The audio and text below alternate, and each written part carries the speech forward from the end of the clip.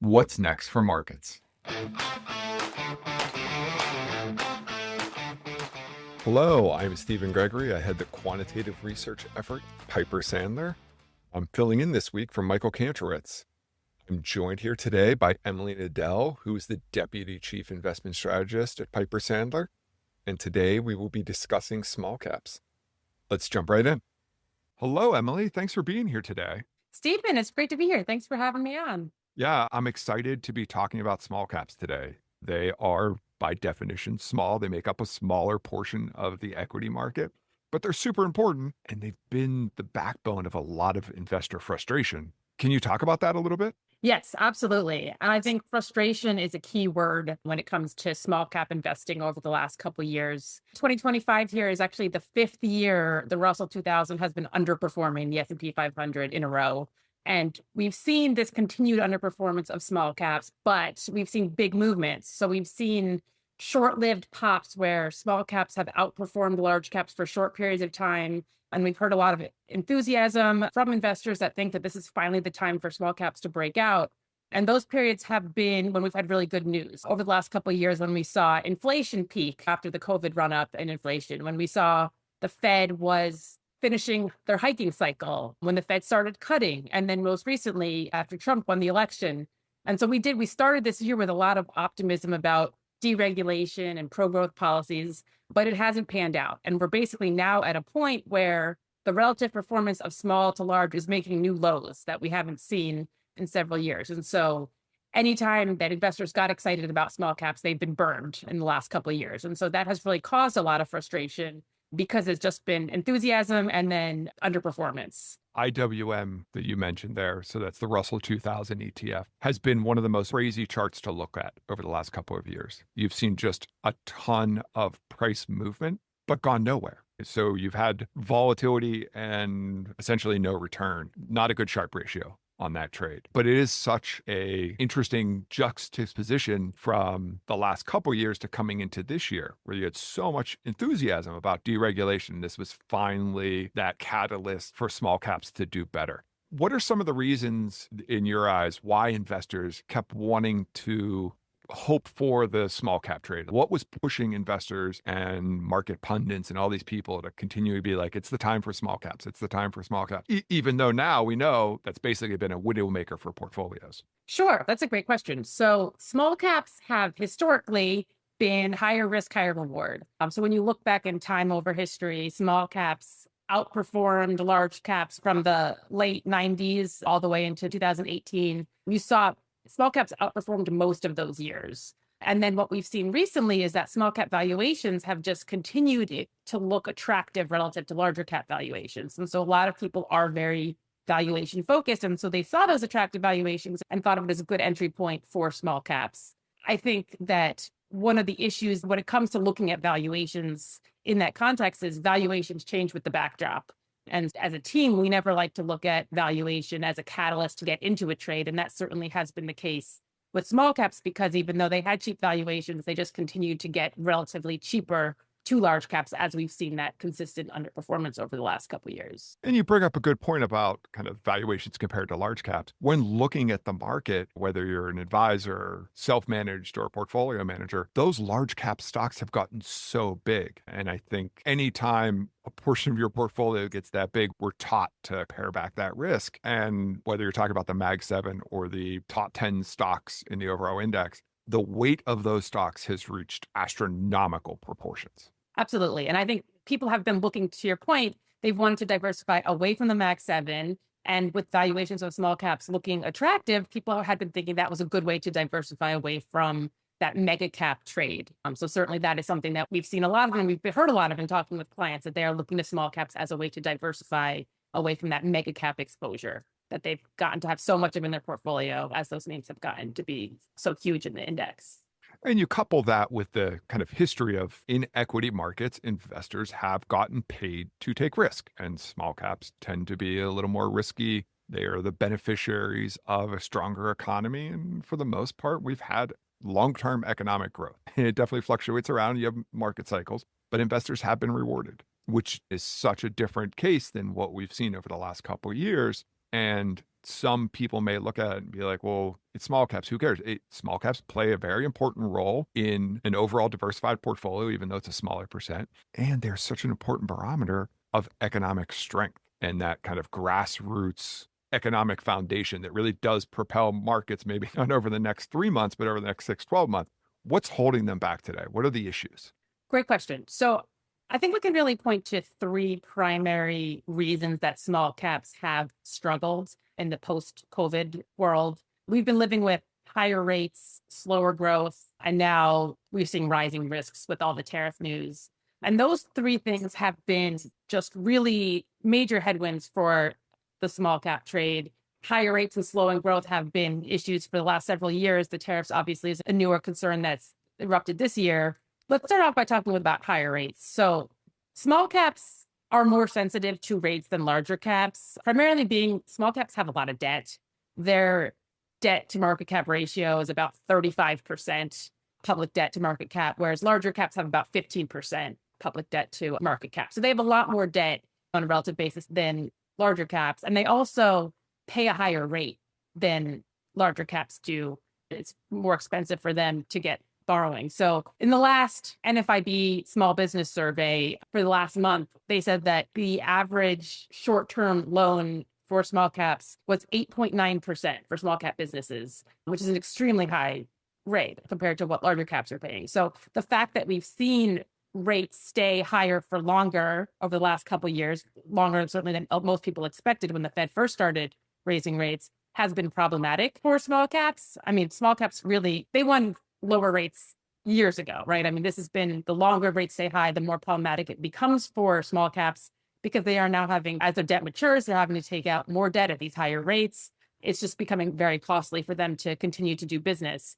And so with the tariff news recently, we are seeing expectations for higher inflation for longer, which certainly has put upward pressure on rates. We've seen a big pop in rates since the April 2nd tariff news. And so that just furthers the case that we're going to see even higher for longer rates well beyond what people were initially thinking. So that's the higher rate component. Then we've also been in a more of a slowing growth backdrop. We've seen significant bifurcation in terms of the economy since COVID. We've seen cyclical areas of the economy have been slowing, even though we have seen strength in other areas. And so that's this bifurcation has been a big buzzword for the last couple of years. PMIs, which we use as a measure of manufacturing activity, cyclical activity in the economy, they've been basically below 50 since 2022, which means that we've been in contraction territory in that section of the economy. So certainly not gangbusters for economic growth. And that type of backdrop is just not great for small caps, which tend to have very cyclically sensitive earnings. And so we have seen the earnings of small cap stocks has struggled over the last couple of years. Getting back to this concept of bifurcation, if we look back over the last couple of years, large cap earnings have grown since 2022, more than 25% growth in earnings, whereas small cap earnings have literally gone nowhere over that time period. They're flat compared to what they were back in 2022, and we're looking at it forward 12-month earnings. So no growth in small cap earnings, pretty significant growth in large cap earnings. That is, again, just a measure of the bifurcation of the economy. And so since we haven't seen strong growth across the economy, we have seen small caps lagging, certainly over the last couple of years. So that's higher rates, slowing growth. And then the third piece, again, as I mentioned, newer this year is tariffs. Many people initially thought tariffs could be a tailwind for small caps on a relative basis, since small caps do have less foreign exposure than large caps. If you look at the S&P 600, the small cap index, about 20% of the revenue for that index comes from abroad versus the S&P 500, which gets about 40% of its revenue outside of the US. And so people were thinking that with the tariffs, that might be bigger hit to the larger cap companies, but we just have not seen that play out. We've seen quite the opposite. Since the tariff news came out in April 2nd, and even before that, when we were starting to hear tidbits of what was going on with tariffs prior to that, small caps have been underperforming. There's been a flight to safety this year amidst all of this tariff turmoil. And a flight to safety does not include small caps. The flight to safety, we've seen investors favor defensive areas. So when it comes to sectors, they've been looking at the most defensive sectors like staples, healthcare, utilities. We've seen investors reach for stocks that have low beta that tend to get whipped around less than the higher beta counterparts. And small caps don't fit the bill on on those. Small caps tend to have higher beta. They tend to have weaker fundamentals than the large caps. And so amidst all of this uncertainty that we're seeing, there just hasn't been an appetite for small cap and the risks that are inherent with small cap names. That's really interesting. One of the charts we were showing this week was how in the original tariff announcement, you saw a drawdown that hit every class almost equally. I think all the S&P size and style boxes the week of the tariff announcements were within 1.5% of each other on the downswing on an absolute level. And then in the tariff reprieve or pause, the next week, it wasn't a proportional move higher. You had a much wider spread as people favored the larger cap stocks, despite that idea that they are less exposed to these foreign trends and the potential for a trade war troubles. That economies of scale, the safety, the less susceptible to what could be higher rates with now the Fed on pause, favored all those larger cap stocks. I thought it was so incredible that the week that tariffs were paused and you saw markets rally so sharply, small cap value actually had negative returns that week on an absolute level. Yeah, I thought that was shocking as well. To your point, just to put some additional numbers to that, the week of the April 2nd tariff announcements, small value, which tends to be the riskiest of the size and style boxes, was down 9.9%. It was the worst performing of the size and style boxes. And then, as you said, the following week, when we did get that relief and we saw the S&P 500 was up almost 6%, we saw that small value was the only size and style box that was down again. So it didn't really see any relief on that week. And I think it's largely because that we still have so much uncertainty out there, which is not a good backdrop for small caps.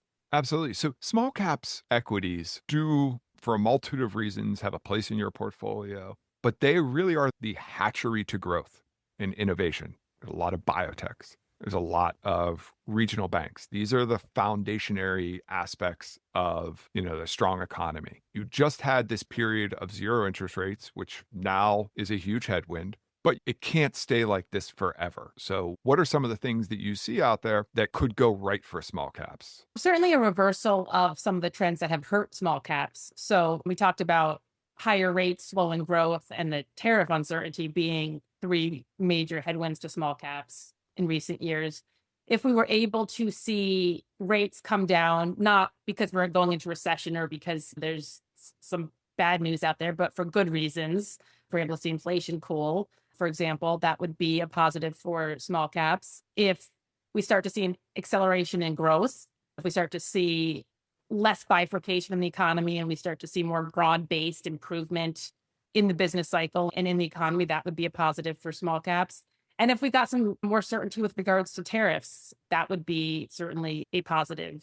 The longer tariffs stay on, the worse it's going to be for small caps because they have less ability to adapt.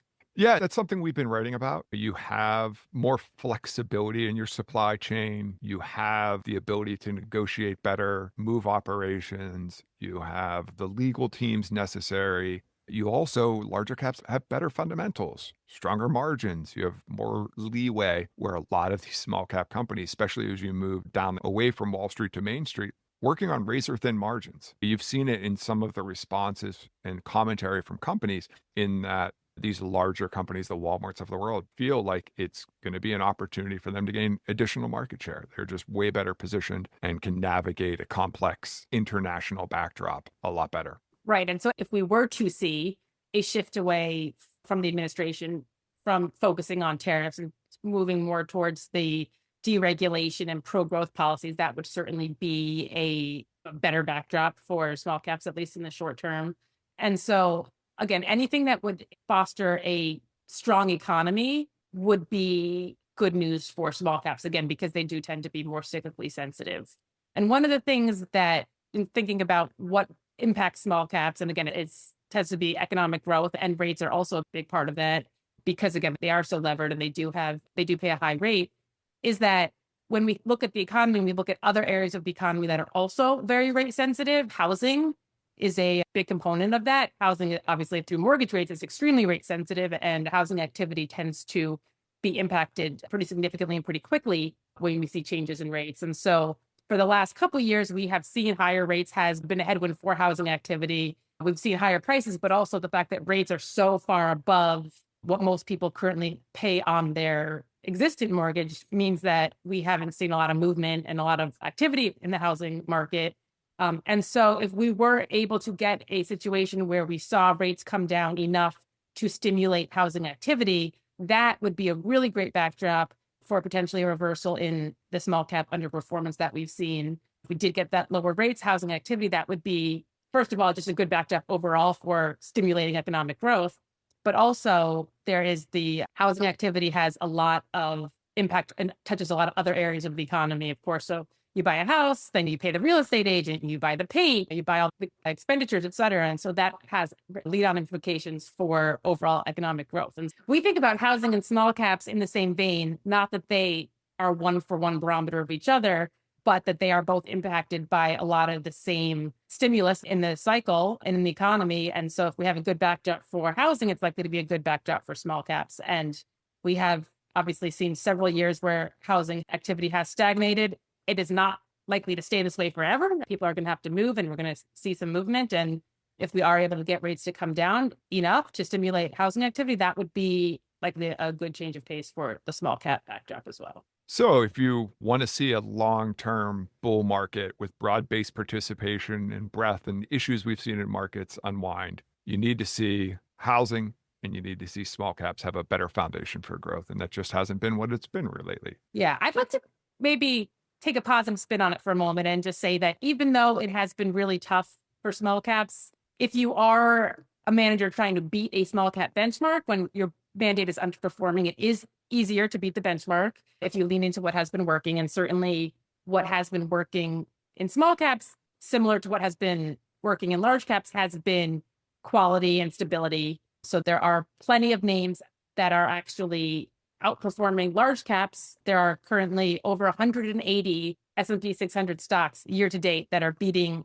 the S&P 500. So there are certainly opportunities if you lean into the right places. And so even though the index overall has been lagging, it's not as though there aren't opportunities within it, as long as you're fishing in the right pond within the small cap space. There's always opportunities if you look for it. And it's back to those kind of fundamentals of picking stocks and not just riding a overall secular wave higher. I love it, Emily. I think this is such a great conversation to have. Thank you so much for being here today. Awesome. Thank you for having me. We hope you enjoyed today's episode of What's Next for Markets. You can subscribe to the show on Apple, Spotify, YouTube, or wherever you get your podcasts. Be sure to follow Michael on X at Michael Cantro. If you like the show, please let us know by leaving a positive review. The preceding commentary is not financial advice. You should always seek appropriate financial advice from a professional financial advisor in your state. You should not consider this as a substitute for these services. Piper Sandler does and seeks to do business with companies covered in its research commentary or coverage. As a result, investors should be aware that the firm may have a conflict of interest that could affect the objectivity of this commentary. Investors should consider this commentary as only a single factor in making their investment decisions. For full disclosure information, visit www.pipersandler.com/researchdisclosures.